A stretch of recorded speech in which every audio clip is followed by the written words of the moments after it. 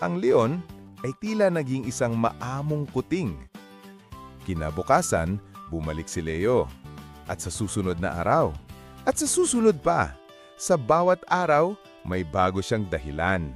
I'm testing for consistency. Yes, a bakery's true test. Teasing, consistency po, o baka po na in love na kayo sa Spanish bread ko? Aminin. Isang araw, naabutan niyang hirap na hirap si Maya sa pagbubuhat ng isang sakong harina.